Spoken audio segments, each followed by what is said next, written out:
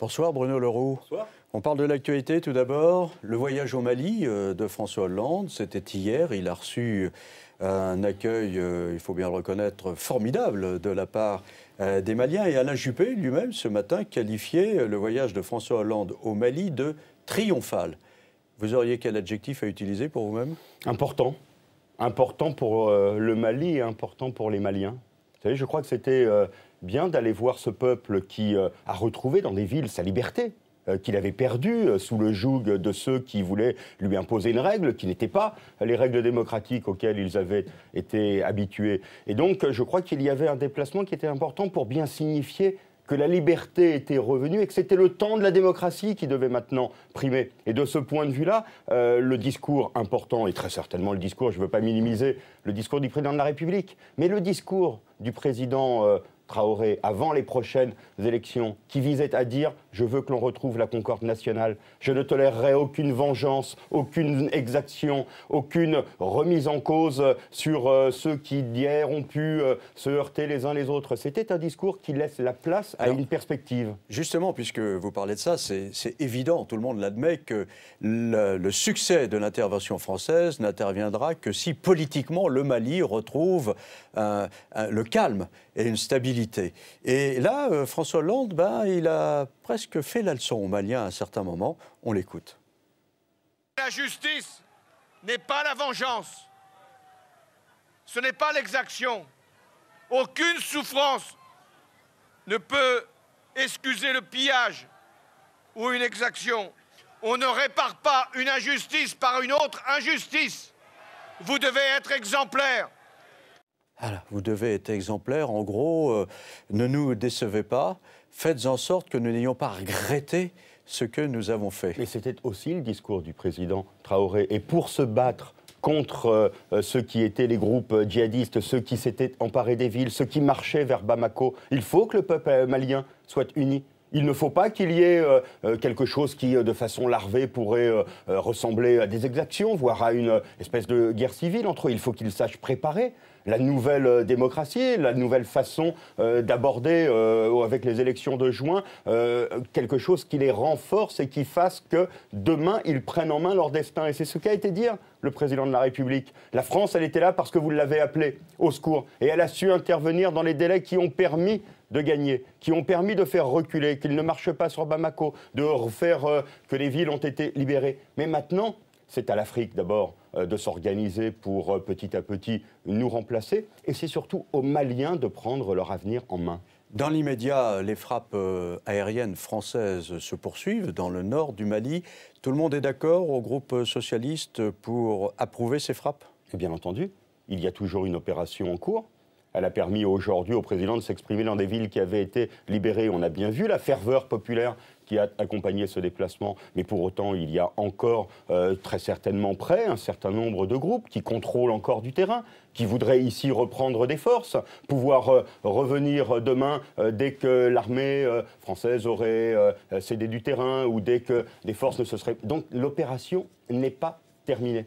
Et donc nous soutenons bien entendu totalement, à tel point d'ailleurs que nous avons toujours prévu d'avoir à l'Assemblée nationale, et ça c'est quelque chose de totalement nouveau, qui ne s'était pas passé pour le conflit en Afghanistan. Vous savez, petit à petit, il y avait une différence entre l'opinion publique française et nos troupes, parce que l'on n'arrivait pas à expliquer, parce qu'on ne donnait pas le sens de notre intervention. Eh bien, nous avons décidé toutes les semaines d'auditionner le ministre de la Défense, les ministres concernés, et de ne pas être simplement dans les obligations constitutionnelles. J'ai demandé, par exemple, à ce qu'à la fin du mois de février, soit ouvert dans le cadre d'une semaine de contrôle de l'Assemblée nationale, un débat. Un débat pas simplement sur l'opération militaire, mais un débat sur la suite politique, un débat sur le développement, un débat sur la place de l'Europe dans ce développement. C'est-à-dire un débat global qui permette de saisir toutes les dimensions de ce qui se passe aujourd'hui au Mali. Alors François Hollande, hier, a fait également une confidence aux Maliens. Moi, je veux ici vous dire que je viens sans doute de vivre la journée la plus importante de ma vie politique.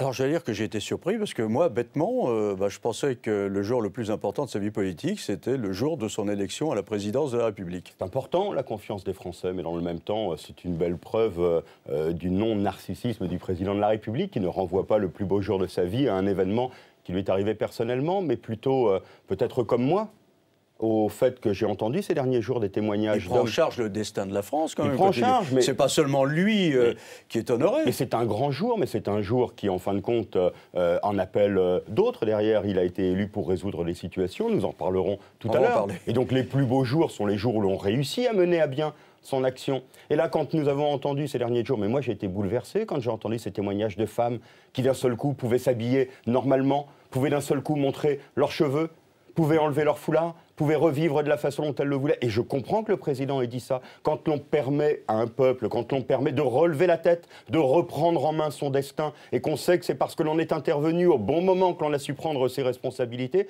oui, je considère qu'il y avait une raison pour le président de la République à dire que quand on fait de la politique, quand on a pris une décision qui a engagé son pays, c'est un beau jour que lui ont réservé hier les Maliens.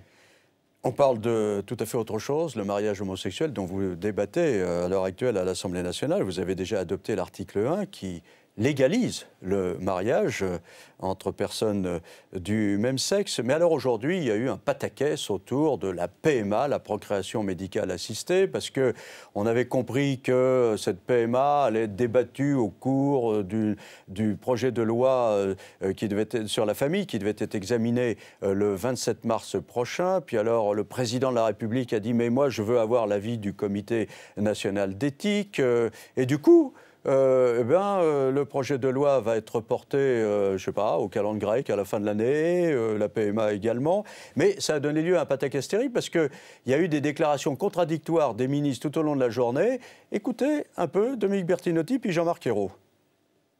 Je tiens à le dire, la question de la procréation médicalement assistée ouverte aux couples de même sexe sera abordée dans le cadre de la loi et la procédure engagée par le comité consultatif national éthique, y compris celle des États généraux, n'est pas incompatible avec le calendrier du gouvernement qui a été annoncé ce matin. Je crois qu'elle ne peut pas dire ça dans la mesure où elle ne connaît pas la date de réponse du Comité national d'éthique. Donc, si c'est fait avant, oui, mais si ce n'est pas le cas, il faudra attendre. Il faut de toute façon attendre l'avis du comité. Oui, c'est la moindre des choses.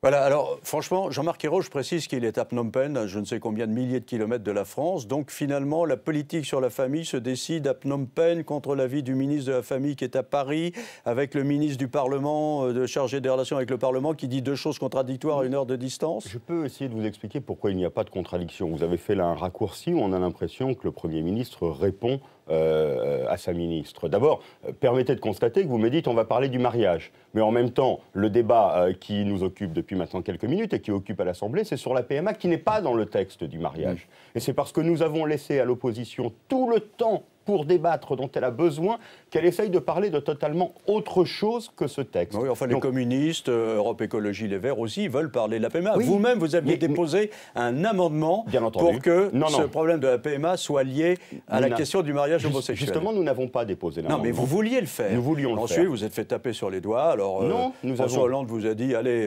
Bruno, arrête ça. D'abord, il ne m'a pas dit ça. Mais ensuite, s'agissant de la PMA, qui est un sujet compliqué, la meilleure sécurité juridique, c'est que cela vienne d'un texte du gouvernement. Vous savez, il y a une force apportée au texte du gouvernement, notamment dans la sécurité juridique avec le passage en Conseil d'État, qui fait que c'est mieux qu'un amendement parlementaire. Et je me suis rangé à cet argument qui, pour moi, était important. Qu'est-ce qui a été décidé aujourd'hui? Qu'il y aurait un texte sur la famille, en tout cas sur les nouvelles filiations, avant la fin de l'année, qui comprendrait la PMA. Et donc tout à fait compatible avec ce qui a été annoncé par le Premier ministre, c'est-à-dire une consultation du Conseil national d'éthique. Dépêche AFP, 15h, Matignon précise que, effectivement, la PMA ne sera examinée qu'à la fin de l'année, mais que le projet de loi sur la famille viendra bien, comme prévu, le 27 mars, parce qu'il y a d'autres questions importantes à régler. Ensuite, AFP, 16h19, donc 1h19 plus tard, le ministre chargé des relations avec le Parlement dit « il n'y aura qu'une seule loi sur la famille », c'est-à-dire le contraire de ce qui avait été dit juste avant, parce que la PMA ne pourra être examinée qu'à la fin de l'année. C'est bien sérieux tout ça? Bien entendu, il a fallu un calage pour un texte qui va arriver dans quelques mois. Eh bien, que nous nous calions aujourd'hui sur un délai me semble quelque chose d'assez normal. Est-ce que les questions concernant les conséquences du mariage entre personnes du même sexe ont bien été étudiées à l'avance? Et bien entendu. Sérieusement? Mais d'abord, Je ne vous reprends là. Les conséquences du mariage, quelles pourraient être les conséquences du mariage? Est-ce qu'on donne au mariage homosexuel les mêmes droits qu'au mariage hétérosexuel? Mais il y a des pays... C'est-à-dire la PMA. Ah non. D'abord, ce n'est pas la même chose. Pour l'instant, la PMA, elle est réservée aux couples hétérosexuels qui sont dans l'impossibilité d'avoir des enfants. Bon, alors, est-ce qu'on donne, au nom de l'égalité des droits, puisque c'est en ce nom que le mariage homosexuel a été voté, est-ce qu'il y a ailleurs les associations homosexuelles réclament la PMA? Mais moi, j'y suis favorable. Je l'ai dit depuis longtemps. Et pour autant, je pense qu'il faut un débat dans notre pays. Et je suis d'accord, c'est pour cela d'ailleurs que j'ai préféré que nous soyons sur un nouveau texte plutôt que sur un amendement. Et très franchement, si jamais ce texte arrive comme il est prévu par le Premier ministre, c'est-à-dire avant la fin de l'année 2013, nous sommes encore un an après l'élection présidentielle, dans la première partie du mandat. Il y aura la PMA? Mais bien entendu. Elle va être votée, à votre avis? Mais bien entendu qu'elle sera votée. C'est la position du Parti socialiste depuis des années.